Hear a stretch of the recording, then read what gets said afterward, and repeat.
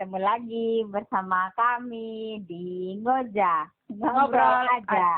Sama ya jeda kita ya dari season kemerdekaan. Lama banget ya jedanya. Iya, sok Maklum sibuk lah. kayaknya kita ini. Persiapan kita memang harus mateng. Masak air biar mateng. Cakep. Ya. Udah lucu aja kok ya.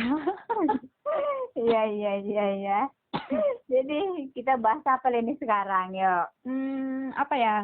Kemarin-kemarin kita serius-serius banget ya ini ya. Apa Ya, kita sedih. lucu-lucuan aja kali ya? Mungkin orang juga perlu kali ngelucu gitu. Jadi kita cerita lucu aja lah ini ya. Emang kamu ada cerita lucu, Ir? Aku baru kali ini minggu lalu nih kejadian lucu ya kan. Oh, Nggak iya. tahu lah lucu atau enggak ya. Jadi ceritanya aku lagi sama temenku nih. Sama temenku ke toilet berdua ya kan. Iya, belum baik. Nah, jadi ternyata biasanya tuh aku sama temenku itu makan bareng. Nah, mereka nggak ngajak aku makan ya kan.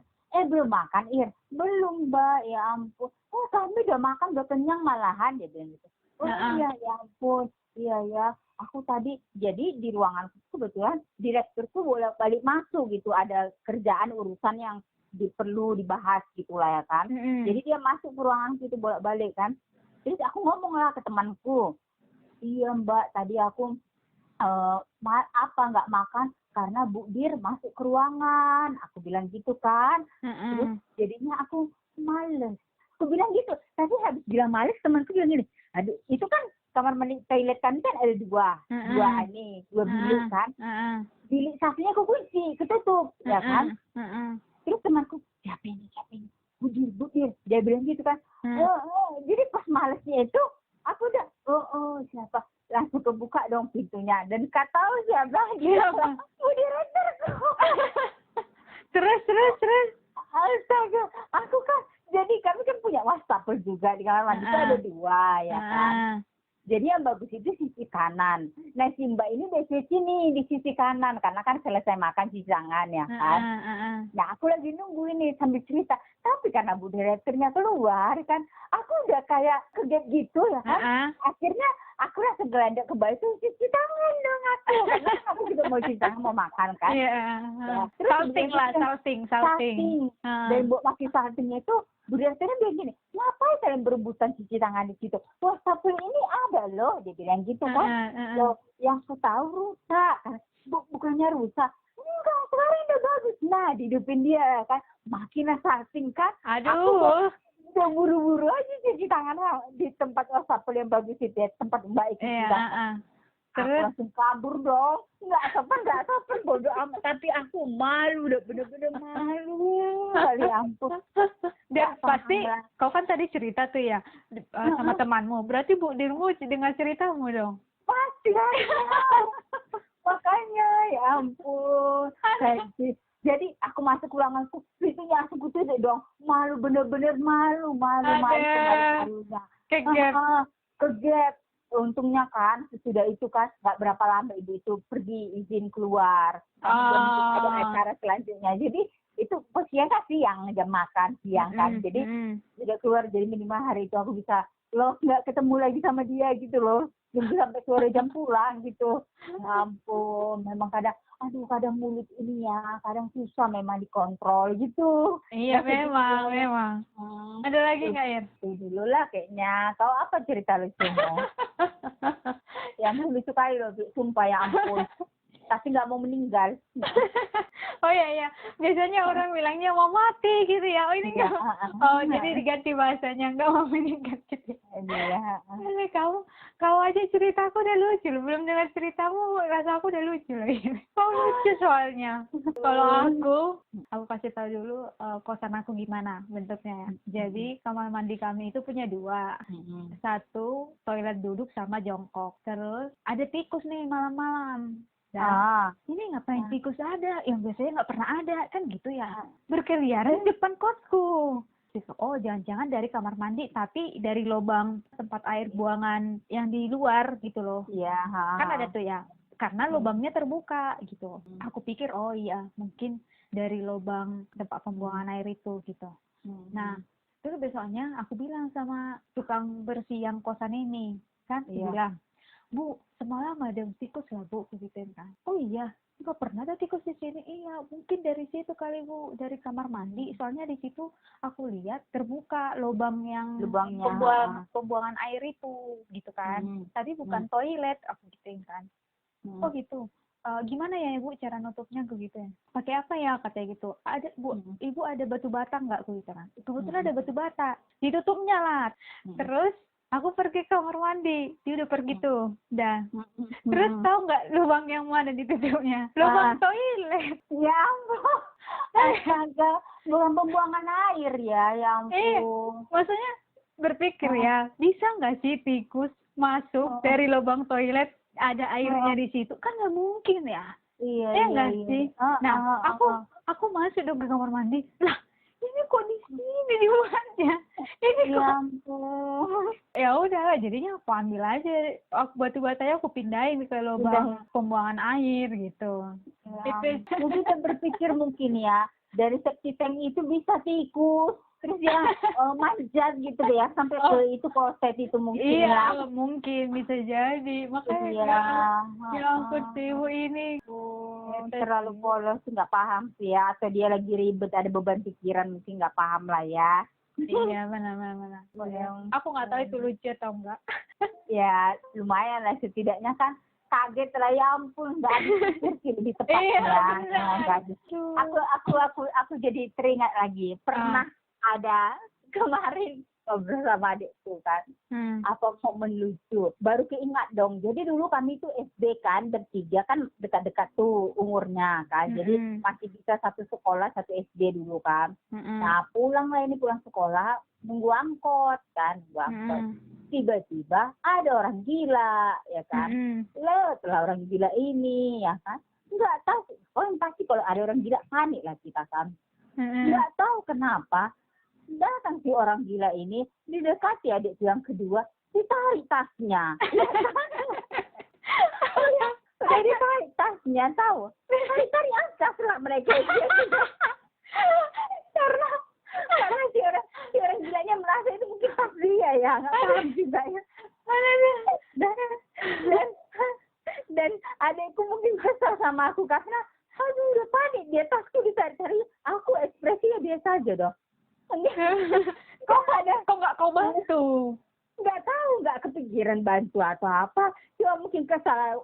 Tapi pada akhirnya dilepas orang gila itu pun jadinya tasnya. Mungkin namanya juga orang gila ya kan, udah selesai puas dia mungkin rasanya, dilepasnya udah pergi lagi.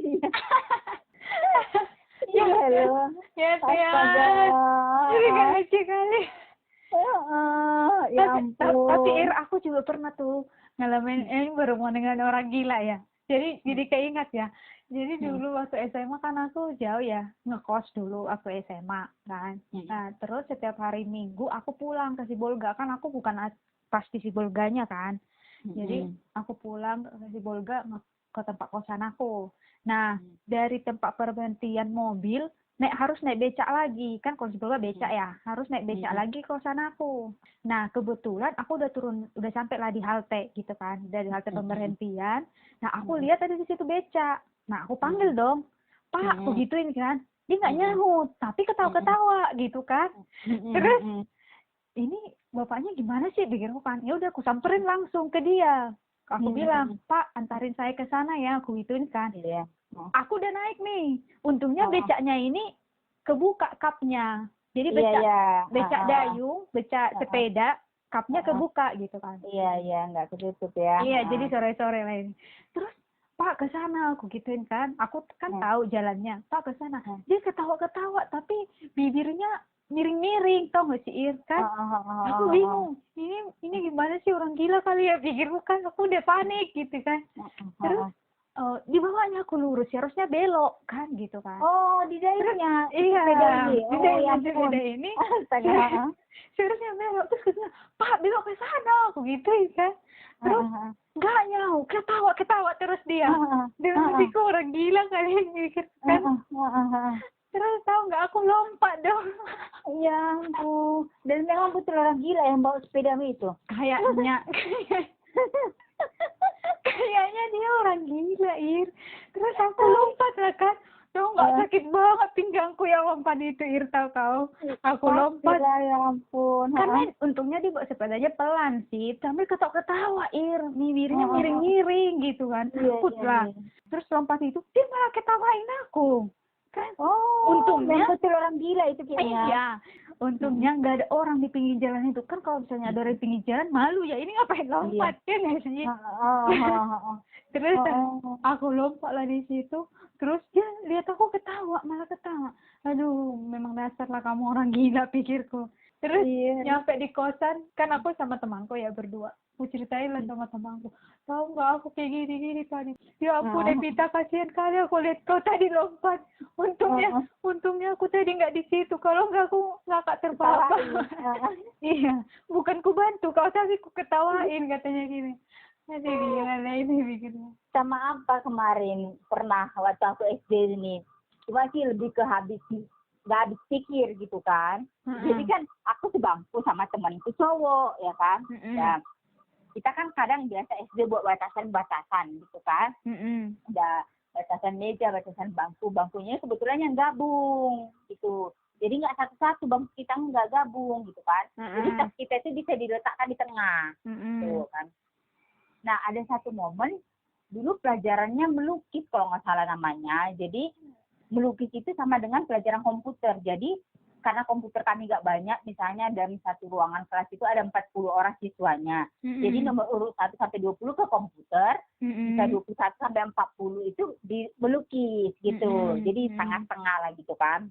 Dan, nah, kebetulan teman sebangku ini pergi ke ruangan komputer itu. Aku lagi yang melukis. Udah kan, nah mau ngambil pensil namanya, lukis kayak krayon tapi merek pensil ya kan. Nah noleh ke belakang, tas kan memang hampir sama dan tipe tasnya hampir sama ya kan.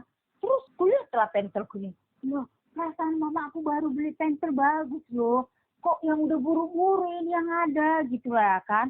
Padahal posisinya kalau nggak salah itu mau ujian, ya udah panik lah ya kan. Udahlah pensil yang ada gitu lah ya kan. Ya datang teman gitu, bening aku mana pensilku kok ada, pakai kayaknya pensilmu, aku nggak tahu pensilmu atau enggak ini, gitu lah ceritanya kan. Ternyata apa yang terjadi, tas itu jatuh ke belakang. Jadi yang aku ambil itu dari pensil tas dia, bayangkan. Ya ampun, bodoh kali. Ya ampun, jadi aku sampai aku hampir berantem juga sama teman sini, sengaja kalau, dan memang teman sini iseng orangnya kan, kalau yang masukkan ini ke dalam tasku ya, punya siapa yang kau buat gitu sampai gitu, udah berprasangka buruk aja ini kan. Ya siapa kau tuh pensilku bahas kan, nggak bisa kepikiran gitu kan, karena pensil kan masih bagus gitu, patah-patah krayonnya gitu kan. Udah kok yang buru-buru ini hari sama aku, rupanya itu yang terjadi. Astaga, nggak paham sih, lebih nggak. Terus temanmu itu apa dibilangnya, marah nggak dia? Nggak paham sih aku, cuma mungkin belakangan sih ya, ini intermezzo aja. SMP aku baru tahu deh kalau dia itu dulu pernah suka sama aku. Jadi karena dia suka sama jadi mungkin kalau dia suka sama aku, dia nggak pernah marah gitu sama aku. Gitu. Jadi kayak ya udahlah, ikhlaskan aja, namanya juga cinta. Cinta. Tapi tahu nggak apa yang terjadi? Kayaknya udah mau tamat deh baru ketahuan. Ternyata kami sama-sama marga Siboro dong. Dia si cowok ini marga Siboro. Emang kamu nggak tahu nama dia? Tahu nama dia, tapi dia nggak pernah buat marganya gitu. Oh, lagian sih dia nggak buat marga, gimana sih? Memang itulah. Maksudnya kau juga nggak buat marga? Aku nggak tahu, mungkin dia iseng atau enggak. Aku nggak paham, namanya juga SD ya. SD belum paham, mungkin pertuturan segala macam. Oh iya juga. Dan memang aku kan nggak ngeh juga dia nggak ada marganya, cuma baru ketahuan lah. Dia teman SMP ku juga kan, baru ketahuan lah kalau dia itu udah pernah suka sama aku. Ya ampun. Kan? Dan apa kabar dia sekarang? Baik. Dan dia satu marga aku, yang mana bisa lah itu ya kan. Emang kayak gitulah ya. Orang Batak itu cocok sama cowok bukan karena penampilan fisik dulu pertama yang dilihat. Yang pertama diseleksi itu adalah marga. Emang benar lah. Setelah marga, udah tahu marganya, terus nanya baru apa mama? Iya, baru mama. Udah. Kalau udah selesai yang dua itu, udah. barulah mulai jalan. Iya. Kalau 2 itu belum aman, kayaknya mau seganteng apapun, sebaik apapun, kayaknya nggak bisa ini gitu. Iya, nggak bisa. Cuma yang 2 itunya ininya, apa namanya? Gendangnya istilahnya. Iya, gendangnya, kata kuncinya. Oh ya, aku nggak tahu ya ini lucu atau enggak ya. Kalau di Medan panggilan motor kereta kan. Iya. Kereta di Medan itu pakai lampu nggak sih? Kalau misalnya jalan. Akhir-akhir ini ngidupin lampu kalau siang hari gitu Oh, kalau kan. siang hari, iya. Kalau siang hari hidupin lampu nggak? Itu peraturannya masih baru lah. Oh. Kalau waktu aku di Medan itu belum ya? Belum, istilahnya gini, belum terlalu ketat, tapi mungkin sekarang udah ketat. Cuma memang peraturan itu aku di Medan itu baru jalan 2-3 tahun. Jadi sampai ke sekarang itu kita bilang lah baru mau jalan 4 tahun, 5 tahun gitulah. Peraturan itu. Oh gitu. Nah, jadi kan di sekarang kan kalau di Jakarta ini semua udah pakai lampu ya, Ir ya. Nah, jadi aku keingat kalau di kampung itu kalau misalnya pakai lampu, istilahnya mereka membawa orang mati gitu loh. Oh, walaupun naik kereta. Iya, hidup lampu. Maksudnya kalau misalnya mereka naik kereta, kalau di Medan kan kereta ya. Jadi kalau misalnya naik kereta itu kan berarti mereka kayak mengiring orang mati gitu loh. Misalnya di belakangnya ada orang mati lah gitu. Ada ambulans gitu ya. Ada ambulans, sama halnya dengan mobil. Kalau mobil juga kalau misalnya pakai lampu berarti ada yang meninggal yang mau dibawa gitu kan. Nah, jadi udah kebiasaan orang-orang di sana kalau misalnya hidupin lampu langsung ditegur gitu, Wir. Nanti misalnya berpapasan mobil sama mobil, terus dilihatnya lampu mobilnya hidup gitu ya. Nah, nanti di klakson. Terus kalau nggak dibuka kacanya, lampumu, kamu bawa orang mati ya, langsung gitu. Oh, langsung bener-bener mindset seluruh kampung kalian gitu ya. Langsung diingatkan. Jadi auranya itu langsung horor ya istilahnya. Iya.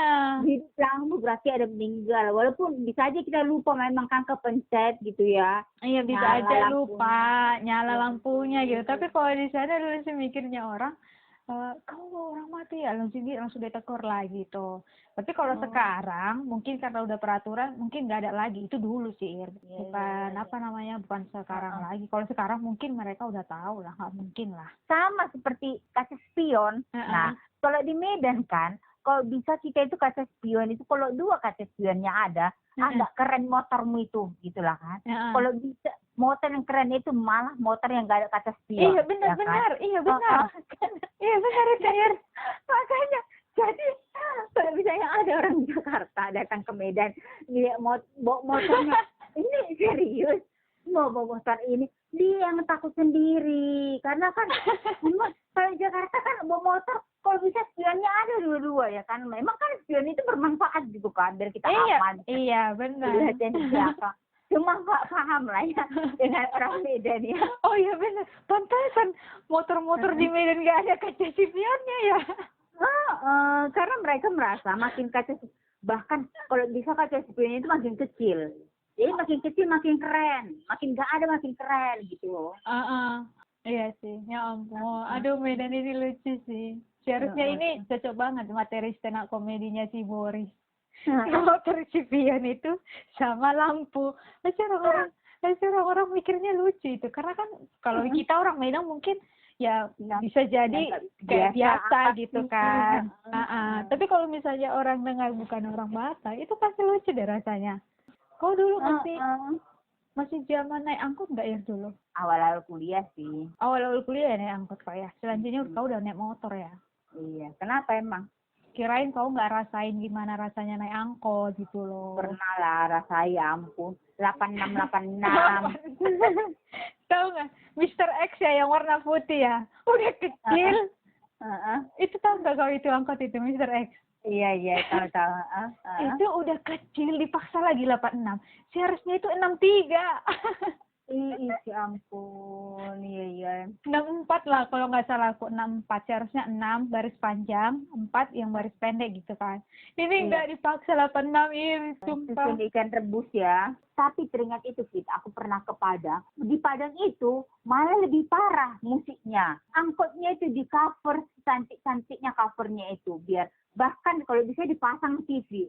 Jadi orang Padang itu naik angkot, lihat angkotnya. Kalau cantik dinaikin, kalau nggak cantik enggak. Oh. Gitu loh. Sampai separah itu. Karena saking banyaknya ya angkotnya.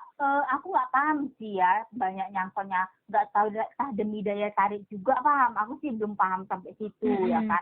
Apa penyebabnya. Tapi aku kan datang ke situ, bagus-bagus angkotnya. Istilahnya tempat pijakan kakinya pun bisa dipasangnya karpet. Gitu loh, nggak salah-salah. Iya ya. Jadi lampunya pun ada kerlap. Gimana lah supaya tetap. Berarti mahal dong ongkosnya ini. Nggak paham sih kan, nggak pernah aku nggak pernah juga ya. Kan cuma jalan-jalan dan aku tanyakan sama orang di situ, dia langsung gini bilangnya, di Padang ini orang naik angkot itu malah pilih-pilih, jadi supir angkotnya itu bersaing gimana caranya angkotnya itu bagus. Cuma kan waktu dengar itu aku masih oh iya kaget, belum sampai nanya kok bisa, apa dasarnya, kenapa seperti itu. Jadi nggak sampai nanya sedetail itu, cuma aku udah kaget di luar, nggak habis pikir. Istilahnya ongkos angkot berapa emang? Iya. Kenapa sih supirnya sampai menghiasi mobilnya segitu cantiknya, bagusnya gitu loh. Itulah. Beda lah memang. Kalau di Medan kan gimana angkotnya supaya tambah gede, supaya orang tambah banyak gitu ya, muat. Kalau di sana mungkin gimana supaya orang tertarik dan mau naik angkot gitu kali. Nah itu dia lah, aku nggak paham. Itulah mengenai Medan. Medan tercinta. Dan kelucu-lucuan di Medan yang nggak penting. Medanmu itu semoga lah semakin jaya. Ya, asik. Memang kalau orang Medan orangnya semua unik kok. Iya emang unik. Yang jam-jam ya, rumah makan jam-jam yang dapat 8.000. 8.000. Udah di situ pakai ayam, pakai daun ubi, gulai. Minta kuah pun dikasih, minta nasi pun ditambah. 8.000 itu tempat apa ya, tempat makanan aku lihat itu. Dan tempat teh manisnya pun udah aduh, ngebayanginnya luar biasa lah memang. Ada kata lain. Masih ada nggak sih jam-jam itu? Nggak tahu lah aku. Kayaknya nggak ada lagi ya. Nah, oke. Teman-teman, terima kasih sudah mendengar podcastnya kami di Ngobrol Aja. Iya. Semoga tadi cerita kami itu menghibur kalian, walaupun memang lucu nggak lucu ya itu tergantung penilaian orang, kan beda-beda. Nah, tapi kalau bisa ketawa lah kalian dengannya ya. Agak senang pun kan, walaupun kalian nggak tahu juga kalian ketawa atau enggak gitu ya kan. Iya. Pokoknya kami sangat bahagia melihat kalian tertawa, itu aja intinya. Iya. Demi kita mencegah si corona ini. Nah, kalau kalian mau ada ide, kita mau ngobrol apa, boleh loh. Iya nggak sih, Ir? Boleh lah. Boleh di DM. Atau kalian pun mau jadi bintang tamu pun nggak masalah. Ada mau kalian pengalaman, mau kalian ceritakan. Atau mereka mau membuat kita ketawa, Ir. Lebih bahagia banget ini. Iya, bagus lah. Biar kita sekali kita mendengar mereka gitu ya kan. Iya. Siapa tahu, aku mau buat kalian ketawa lah. Dengan senang hati. Boleh loh. Oke, guys. Demikianlah podcast kami. Ya, aku pikir kau pidato, Fit. Demikianlah. Oh iya, aku formal banget ya orangnya ya. Terus tau nggak, lucu juga sih ini. Jadi aku kan denger lah ya podcast ini kan, dengar di Spotify. Logatku kok banyak banget ya gitu kan. Terus aku mikir, ayo udahlah itu udah khasnya aku, nggak bisa lagi. Iya. Nggak apa-apa, Fit. Biar nanti orang udah paham, oh itu suaramu. Nggak apa-apa, nggak masalah. Tapi botak banget tahu kalau didengar-dengar, aku kadang kayak ngeli sendiri loh dengarnya. Sumpah. Jadi aku, ya Allah, Batak banget sih aku ini gitu. Tapi adalah aku harus bangga jadi orang Batak. Bangga, dan harus bangga dengan unikmu sendiri. Karena orang akan gampang mengingat kau, oh ini si Evita yang kayak gini suaranya gitu loh. Kalau kita sama misalnya dari cewek lah, sama-sama rambutnya dicatat kerli-kerli di bawah, kan nggak ada uniknya ya. Iya. Cewek yang kayak gitu pun ya udah. Tapi kalau ada satu cewek yang misalnya rambutnya lurus kayak gitu baru kerli kan, oh ini unik, langsung cepat ingat. Oh yang kemarin ini gitu. Jadi nggak masalah kalau kau mendengarnya. Oh sekarang Batak gitu loh. Tapi lucu aja sih. Kayak apa ya? Aduh, geli banget aku dengar suaraku sendiri gitu lah ya. Latihan. Aku pun juga nggak gampang juga sih kayak gini. Dulu kan aku bodoh juga Batak kali. Sekarang tuh masih mau kadang nampak. Cuma proses lah. Iya sih. Mungkin kau cepat sih untuk menyesuaikan. Kalau aku mungkin bukan menyesuaikan sih lagi ini udah khas kayaknya. Udah nggak bisa diubah lagi, nggak ada tawar menawar lagi kayaknya ini. Sumpah. Udah. Atau kalau kau mau latihan di kaca kau sambil kau ngomong gitu. Aduh Tuhan. Nanti aku coba itu. Coba tahu bisa ini ya, tapi nggak apa-apa lah. Itu suatu ciri khasku. Oke, teman-teman. Terima kasih sudah mendengar. Silakan dengar podcast yang lain juga ya. Iya. Thank you. Sampai ketemu. Ya, dah.